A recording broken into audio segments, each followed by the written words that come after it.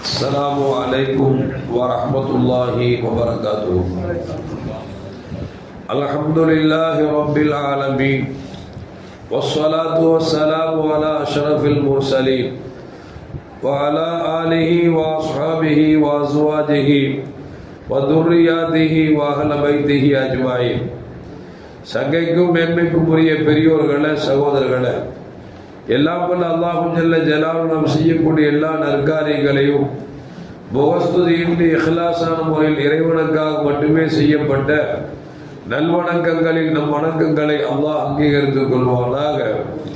நாம் செய்யக்கூடிய வியாபாரங்களிலும் தொழில்துறைகளிலும் நஷ்டமில்லாத ஹலாலான முறையில் நிரம்ப லாபத்தை பெற்று லாபகரமான வாழ்க்கை கொண்டு தம் தேவைகளையும் தேவை உடையவர்கள் தேவைகளையும் நிறைவேற்றக்கூடிய நல்ல பொருளாதாரத்தையும் உள்ள விசாலத்தையும் அல்லாஹ் அனைவருக்கும் வழங்கி அல்வானாக. கஞ்சத்தனம் என்கிற தீய பண்பை விட்டு அல்லாஹ் நம்மை பாதுகாத்துக் கொள்வானாக. நம்மை இந்த உலகத்தில் வாழ வைக்கும் காலம் எல்லாம் நோயினுடைய இன்று ஆரோக்கியத்தோடு அல்லாஹ் நம்மை வாழச் செய்வானாக. அந்த ஆரோக்கியமான வாழ்க்கை கொண்டு அல்லாஹ் ரசூலை நெருங்கக்கூடிய அனைத்து நல்ல மனதிலும் புரியக்கூடிய நல்ல முத்தகீன்களின் கூட்டத்தில் அல்லாஹ் நம்மை ஆக்கி அருள்வானாக. திடீர் மரணங்களை விட்டும் தீய மரணங்களை விட்டும் நம்மையும் நம் குடும்பத்தையும் நம் சமூகத்தையும் அல்லாஹ் முழுமையான முறையில் பாதுகாத்துக் கொள்வானாக. மருத்துவமனையில் செலவினங்களை விட்டும் வேதனைகளை விட்டும் அல்லாஹ் நம்மை காத்தல்வானாக. நம்மில் யாரெல்லாம் நோயால் பாதிக்கப்பட்டு வீடே கதி என்றும் ஆஸ்பத்திரியை கதி என்றும் அல்லல் பட்டும் அவதியற்றும் இருக்கிறார்கள் அத்தனை மக்களுக்கும் வெகு விரைவில் நோயை போக்கி ஒரு ஆரோக்கியத்தை வழங்குவதோடு அவர்களை கொண்டு அவர்கள் குடும்பத்திற்கும் சமூகத்திற்கும் நல்ல பலன் தரக்கூடிய மக்களாக வைக்கல்வானாக. நாம் இந்த உலகத்தில் வாழ்ந்து வருகிற நேரத்தில் லா இலாஹ இல்லல்லாஹ் முஹம்மது ரசூலுல்லாஹ் இந்த கலிமாவை மொழிந்து ஜன்னத்துல் ஃபிர்தௌஸை கண்டால் கண்டாக மகிழ்ந்து சிரித்தவனமாக வர்ணிக்கக்கூடிய நல்வாக்கியம் பெற்ற மக்களில் அல்லாஹ் நம்மை ஆக்கி அல்வானாக. மரணித்தும் மரணிக்காத இறைநேசன் கூட்டத்தில் அல்லாஹ் நம்மை ஆக்கி அல்வானாக.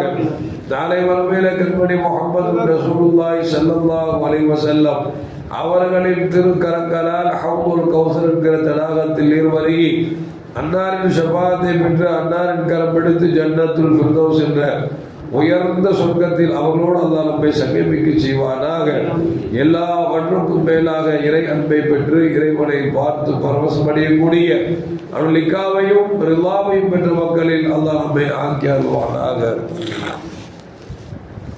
அருமையான மோமின்களே, கண்மணி முஹம்மது ரசூலுல்லாஹி ஸல்லல்லாஹு அலைஹி வஸல்லம் இப்படி துஆ செய்தார்கள்.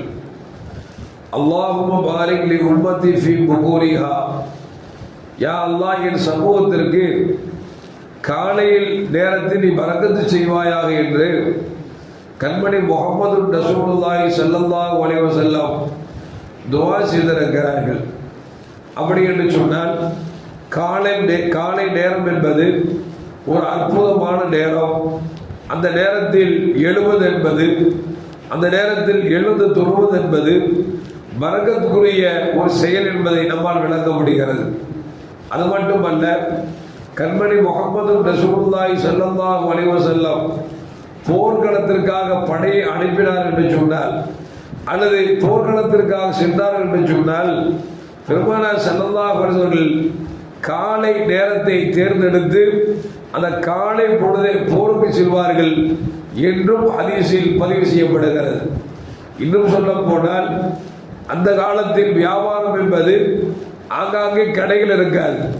அவர்கள் வெளியூருக்கு சென்று பொருளை இங்கே இருக்கக்கூடிய பொருளை அங்கே வைப்பார்கள், அங்குள்ள பொருளை இங்கே கொண்டு வந்து வைப்பார்கள். அப்படி பயணப்படுகிற பொழுது ஸல்லல்லாஹு அலைஹி வஸல்லம் வியாபார கூட்டத்தை காலையில் தான் வியாபாரத்துக்கு அனுப்பி வைப்பார்கள் என்றும் ஹதீஸிலே நமக்கு பதியப்பட்டிருக்கிறது. அப்படி என்று சொன்னால் வியாபாரத்திற்காக இருந்தாலும் சரி அல்லது போர்க்களத்திற்காக இருந்தாலும் சரி மற்ற எந்த தேவைகளுக்கு இருந்தாலும் சரி அந்த காலை பொழுது துவக்குகிற பொழுது அதிலே பரக்கத்து இருக்கிறது என்பதை கண்மணி முஹம்மது ரசூலுல்லாஹி ஸல்லல்லாஹு அலைஹி வஸல்லம் சொன்னார்கள். இப்ராஹிம் அதுகம் ரலியல்லாஹு தஆலா அன்ஹு அவங்கள்ட்ட ஒரு ஆள் வந்து கேட்டாரு, பரக்கத்துனா என்ன அப்படின்னு கேட்டார். அவன் சொன்னாங்க, இந்த நாயை பார்த்துருக்கிறீங்களா, ஆடை பார்த்துருக்கீங்களா அப்படின்னாங்க. நாயும் தெரியும் ஆணும் தெரியுமே அப்படின்னாங்க. இந்த ஆடு பாருங்க, தினந்தோறும் எத்தனை ஆடுகள் இருக்கிறார்கள், பஞ்சம் இல்லாமல் கிடைத்து கொண்டே இருக்கிறது. நாயை யாரும் சாப்பிட்றது இல்லை.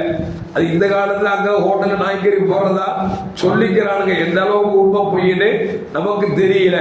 மற்ற சப்ஜெக்டுக்கு போக வேண்டாம். நாயை யாரும் அறுக்கிறது இல்லை. ஆனால் நாய் பார்த்தா குறைச்சலாக தான் இருக்கு. ஆனால் ஆடுகள் பார்த்தா டெய்லி மனுஷனோட உடம்புக்குள்ள போயிட்டே இருக்கு. எந்த அளவுக்கு அப்படின்னா, எவன்லாம் மாமிசம் சாப்பிடக்கூடாதுனானோ அவன் கூட இன்னைக்கு ஒளிவு முறையாக திக்க ஆரம்பிச்சுட்டான். அந்த அளவுக்கு ஆட்டுக்கறி இன்னைக்கு நிறைய சேல் ஆகிட்டுக்குள்ள போயிட்டே இருக்குது. ஆனால் ஆடு தட்டுப்பாடு வருதா அப்படின்னா தட்டுப்பாடுல வந்துட்டே இருக்கு. ஆனால் ஆடை பார்த்தா வித்தியாசமா இருக்கு. நம்ம பார்த்த காலத்துல ஆடுன்னா இப்படி இருக்கும் அப்படின்னு பார்த்துருக்கோம். ஆனால் இப்போ ஆடெல்லாம் பார்த்தா ஒரு வித்தியாசமான ஆடா இருக்கு. இது ஆடுதானா அப்படின்னு நினைக்கிற அளவுக்கு இருக்குது. அந்த அளவுக்கு போயிடுச்சு. எதுக்கு சொல்ல வர்றேன் அப்படின்னா, இப்ராஹிம் அதுவும் கேட்டாங்களா, ஆடு பார்த்திருக்க, நாய் பார்த்திருக்கிற, ஆடு அறுக்க அறுக்க கிடைத்து கொண்டே இருக்கிறது. நாயை பார்த்தீங்கன்னா யாரும் அறுக்கிறது இல்லை. ஆனால் அவருடைய இனப்பெருக்கத்தை பார்த்தா ரொம்ப கம்மி தான். ஆடு குட்டி போட்டா 1 போடும் 2 போடும், நாய் குட்டி போட்டா 7 8 போடும். ஆனா பார்த்தீங்க அவ்வளவு குட்டி ஈண்டாலும் அதுல வர்க்கத்து இல்லை. ஆடுல 1 2 குட்டி போட்டாலும் வர்க்கத்து இருக்கு. என்ன காரணம் தெரியுமா அப்படின்னு மற்றவர்கிட்ட கேட்டாங்க. அவர் சொன்னாரு, எனக்கு தெரியலையே அப்படின்னா. ஆடு பாருங்க, நைட்ல குறிப்பிட்ட நேரத்தில் படுத்து காலையிலே எரிஞ்சிடும்.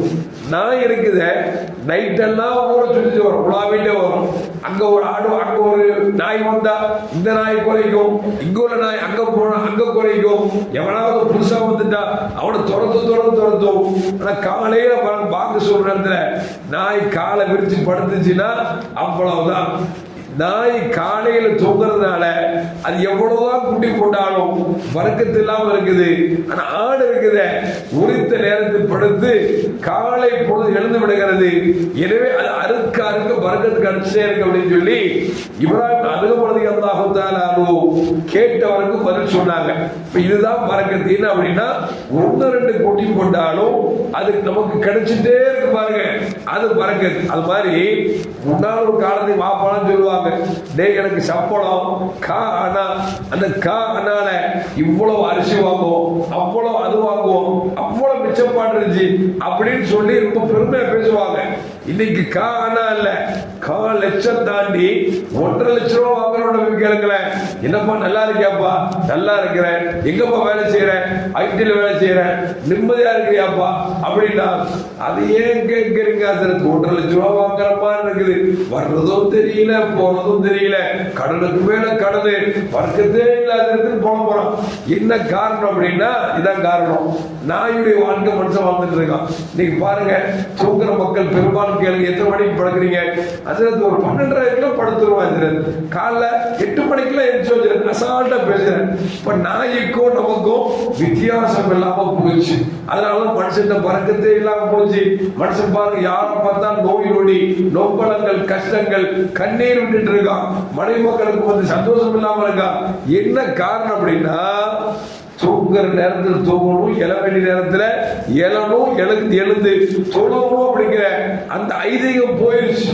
முன்னாள் ஒரு காலத்தில் பெண்கள்லாம் ஆம்பளைங்க எந்திக்கிறதுக்கு முன்னால் பொம்பளைங்க எந்திரிச்சு வாங்க சொல்றதுக்கு முன்னால் ஆத்துக்கு போய் குடிச்சு துவைச்சிட்டு வந்து வீட்டை பொறுக்கி ஆம்பளை இருப்பாங்க. இங்க ஃபஜ்ர் பாங்க சொல்லிட்டாங்க போங்க அப்படிம்பாங்க. இன்னைக்கு நம்ம 8 மணிக்கு ஃபஜ்ருக்கு வந்தோம்னா கதவை வெளியே போட்டு வர வேண்டியதா இருக்கு. அஜத்துக்கு போட்டு தான் பிரதமான கேட்டுறாதீங்க, கதவை போட்டு வர இருக்கு. திருப்பி 8 மணிக்கு போய் கதவை தந்தா ஏங்க இவ்வளவு சத்தமா தட்டுறீங்க, மெதுவா தட்டுங்க அப்படிங்கிற அளவுக்கு இன்னைக்கு பல வீடுகள் போச்சு. அதனால இன்னைக்கு எல்லாம் நோய் நொடியில, நொம்பலத்துல, கஷ்டத்துல, கவலையில, கடன்ல மாட்டிக்கிட்டு இருக்கிறோம். அப்படின்னா என்ன காரணம்?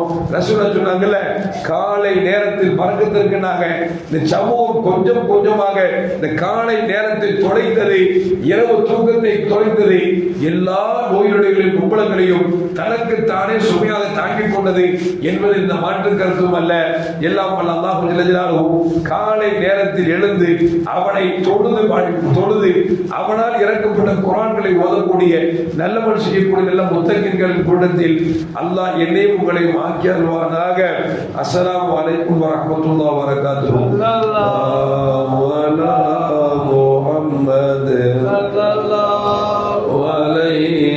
وسلم صلى الله على محمد صلى الله عليه وسلم صلى الله على محمد يا رب صل عليه وسلم.